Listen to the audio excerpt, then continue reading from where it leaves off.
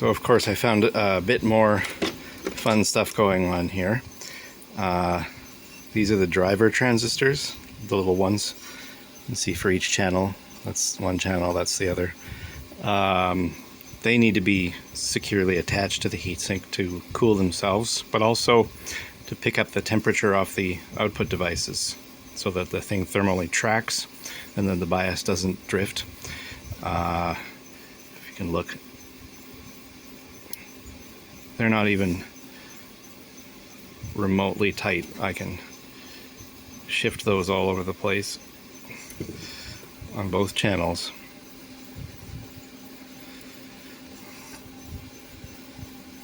That's really, really, really not supposed to be that way.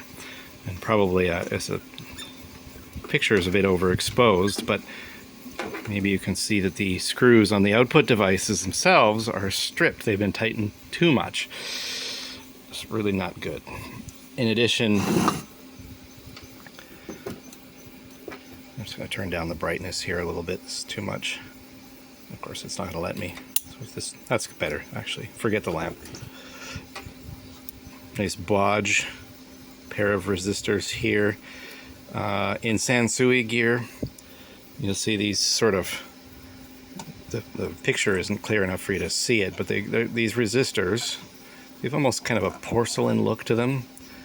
They're not like these other ones. These are, you can see here, here, and here.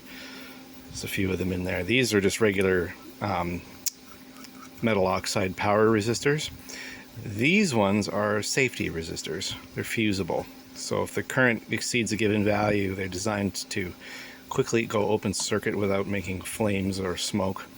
And unfortunately, these fail in most Sansui gear due to moisture ingress.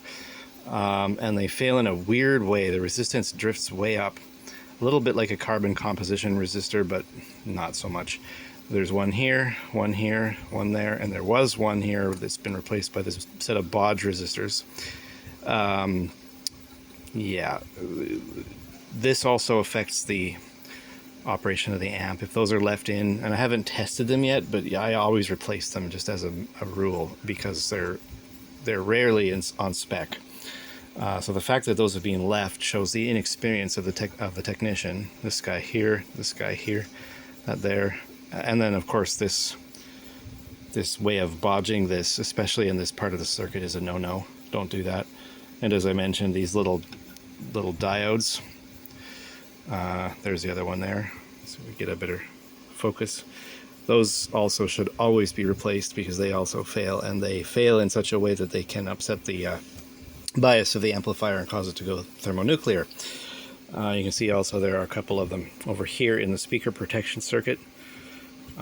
What they're using them for is they're using them as a voltage reference. In fact, they're called VR, forget the part number, but VR something, voltage reference diodes.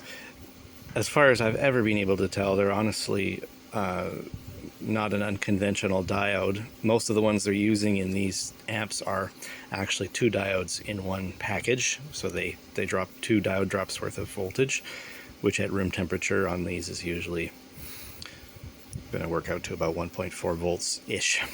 That changes with temperature, and of course it's meant to change with temperature. But yeah, I'll be changing all four of those, the two over in the speaker protection circuit and the two in the bias networks.